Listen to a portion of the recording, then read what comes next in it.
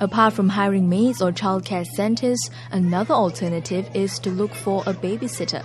RazorTV spoke to BBnanny, a babysitter agency, to find out more. So can you tell us what kind of services does your agency provide? Okay, anything got to do with the babysitting, we will do. We cater for all kinds of services, all kinds of customers' needs. Yeah. So how do you select your babysitters? Like, is there a specific criteria? We will check on their family backgrounds also, even husband's occupations also. It does involve in overall selections. Do they need to have any certification or? It's a plus point if they have certifications, but that is not necessary. Most important is they must have the heart to babysit. You know, if they don't have heart babysits, and we encounter a lot of babysitters that have certificates, but they don't have the heart to babysit. There will be another issues. You know, we don't want them to just do for goodness sake of money only itself.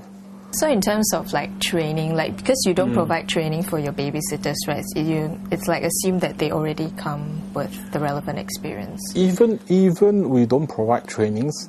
Like I said, most important, we look into the person, how confident they are.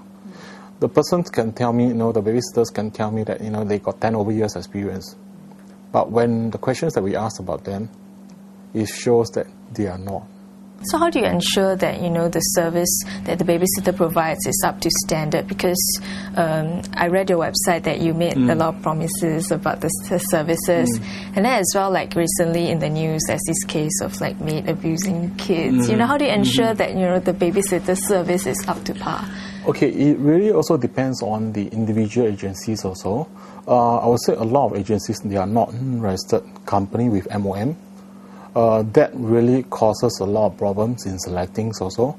As for us, right, even we have agreement to sign that, those babies that have to bear the full responsibilities. It's not every nanny that come to us will offer out to the market itself. So we do blacklist nannies actually. Okay. Yes. So, like in case, such unpleasant incidents happen, do you have like sort of return policy, or like how do you handle it? So far, we do not have these kind of issues. Why? Because when we offer out, we are pretty selective, and most of our babysitters is usually by recommendations. We have sources, reliable sources who knows about them. We check about even their surroundings, people, that who knows them before we offer out to the markets itself. Just now you mentioned you will assess them based on their attitude, like their confidence. I mean, what if they are very well spoken, what they say may not exactly equal to what they do? Like I say, we do filtered nannies, we do have very good speaking babysitters, but we just find them not suitable. They talk a lot. Those do very little. Based on the feedback maybe from your customers, why do you think they choose to go to like a babysitter service instead of maybe childcare centres or hiring maids or things like that? Of course, if maid is doing a good job, probably we have to close shop. But why? Maid itself can do a lot of things. Babysitting, household chores, all these things. But the culture is so much different.